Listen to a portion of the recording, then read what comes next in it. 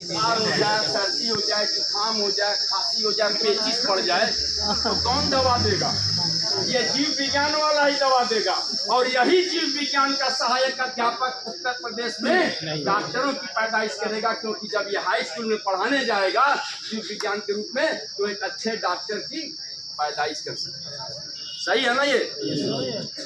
तो ये बहुत बहुत बड़ी विडंबना है कि उत्तर प्रदेश शिक्षा सेवा चयन आयोग ने जीव विज्ञान को बाहर कर दिया। चौथा जो हमारा मुद्दा था पीजीटी कला, कला के कितने लोग मेरे भाई हैं?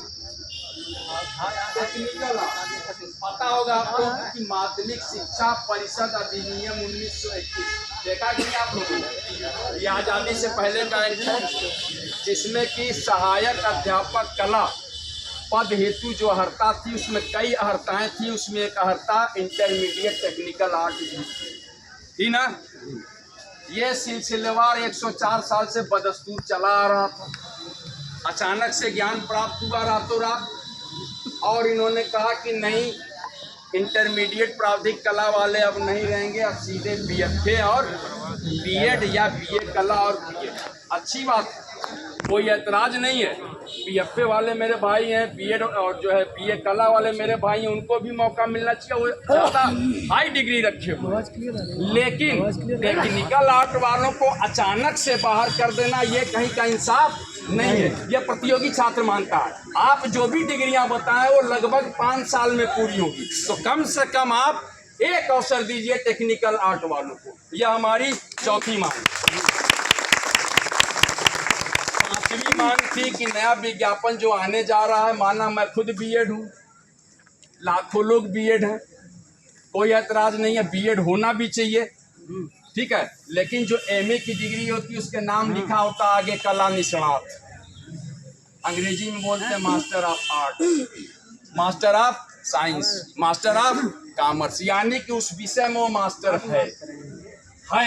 एमए का मतलब पहले चलता था बिना बीएड वाले भी अप्लाई करते थे, अब बीएड को सम्मिलित किया गया, कोई ऐतराज नहीं है, बहुत अच्छी बात है। लेकिन एक अवसर तो दिया जा सकता है वैसे अभ्यर्थियों को जिनको अचानक से सडनली बताया गया कि नहीं, अब प्रवक्ता में भी बीएड अनिवार्य कर दिया गया।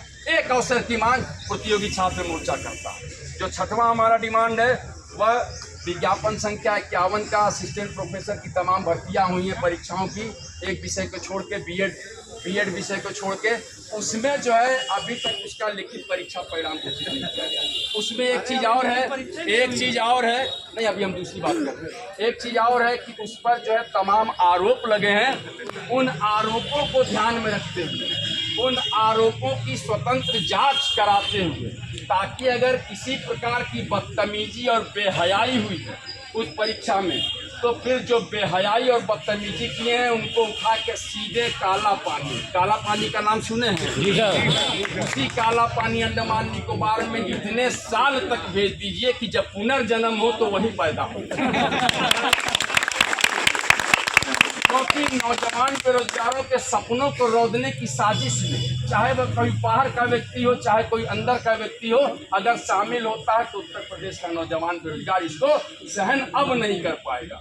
तो हम चाहते हैं कि इन सारी चीज़ों को करते हुए विज्ञापन संख्या 51 की जो असिस्टेंट प्रोफेसर लिखित परीक्षा परिणाम घोषित किया जाए। एक दूसरा जो अहम सवाल है कि विज्ञापन संख्या 51 में ही असिस्टेंट प्रोफेसर बीएड में लगभग 107 पद हैं असिस्टेंट प्रोफेसर बीएड के, जिसमें कि 6 से 7 हज़ार लोगों ने आवेदन किया, ठीक है।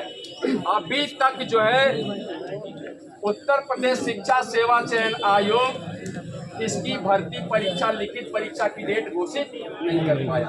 यह बड़े शर्म की बात है, अफसोस की बात है। पुरानी भर्तियों की लिखित परीक्षा आप नहीं करा पा रहे तो नई भर्ती क्या खाट निकालेंगे? हमें तो नई भर्ती की दरकार है। पुरानी तो आप आते के साथ तुरंत जो है परीक्षा डेट दे के परीक्षा करा लिए, तो आने के बाद क्या कर रहे हैं? चाय समोसा